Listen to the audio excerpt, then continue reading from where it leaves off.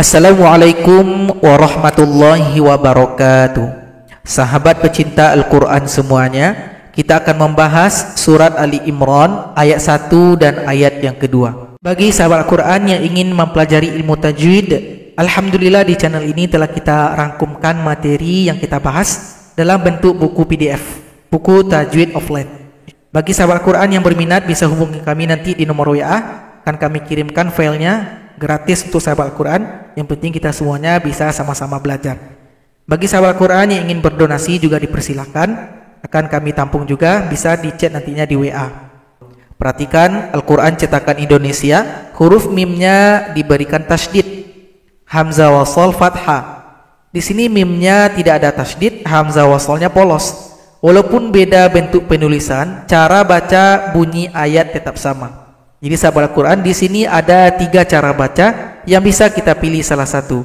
Jadi dari sekian banyak alif lam mim yang ada di awal surat, hanya surat Ali Imran ayat 1 dan ayat yang kedua itu yang mempunyai bacaan khusus. Jadi di sini ada 3 cara baca yang bisa kita pilih salah satu. Jadi sahabat Al-Quran, inilah 3 cara baca yang ada pada surat Ali Imran ayat 1 dan ayat yang kedua. Kalau kita dengar murattal dari Syekh Mishari Rasid, beliau itu memilih cara baca yang ketiga, yaitunya huruf mimnya diberikan fathah, kemudian digabung dengan ayat yang kedua. Mimallahu. Jadi dipanjangkan 2 harokat saja. Jadi sahabat Al-Quran yang ketika mendengar ini, kalau ragu, inilah pembahasannya. Jadi di sini ada 3 cara baca yang bisa kita pilih salah satu. Cara baca pertama, kita tidak usah gabung ayat 1 dan ayat kedua, kita pisahkan saja. Ingat, huruf muqatta'ah ketika dibaca dia harus diurai ke dalam bentuk asli. Ini bentuk asli dari alif lam mim. Alif 1 ketukan, lam 6 ketukan. Dengungan antara huruf lam dan huruf mim. Di sini 2 ketukan, huruf mimnya panjang 6 ketukan atau 6 harokat. Semua ini adalah mad lazim, dipanjangkan 6 harokat. Kemudian hamzah wasol yang menjadi permulaan dari ayat kedua kita berikan fathah karena dia pola alif lam. Coba kita baca cara yang pertama.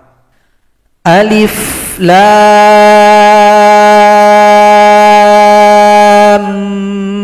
mim. Ambil nafasnya. Allahu la ilaha illa huwal hayyul qayyum. Cara baca yang pertama. Cara baca yang kedua, kita gabung ayat 1 dan ayat yang kedua. Cara gabungnya adalah huruf mim yang awalnya sukun pada akhir ayat pertama kita hidupkan dengan harokat fathah. Kenapa fathah? Alasan pertama karena dia bukan mim jamak.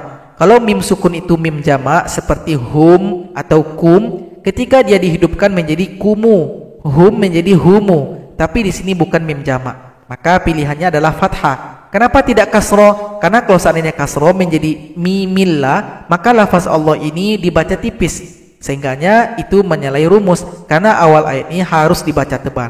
Untuk supaya bisa tetap tebal, karena dhamma sudah diambil oleh mim jamak, maka pilihan terakhir adalah huruf mim yang fathah, supaya lafaz Allah pada ayat kedua tetap dibaca tebal. Jadi tidak boleh kasroh, jadi harus fathah. Huruf mim masih dipandang sebagai mad lazim, lam juga sebagai mad lazim. Coba kita baca, ini butuh nafas yang panjang. Ambil nafasnya dulu. Alif lam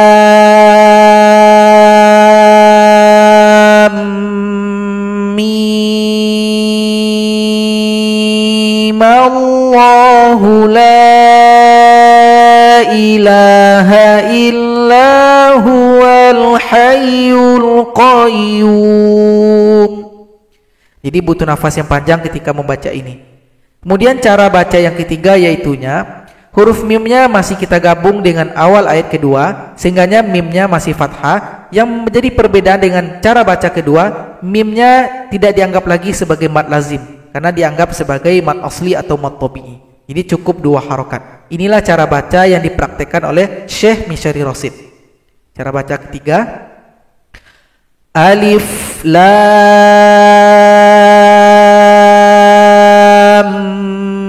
mim. Allahu la ilaha illa illa huwal hayyul qayyum.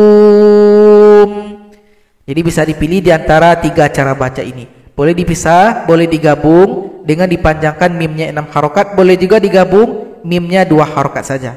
Jadi 3 cara baca ini boleh kita pilih salah satu. Jadi sahabat Al-Quran ini hanya berlaku pada surat Ali Imran ayat 1 dan ayat yang kedua. Pada ayat yang lain tidak berlaku. Alif Lam Mim dibaca sebagaimana biasa. Semoga bermanfaat. Assalamualaikum warahmatullahi wabarakatuh.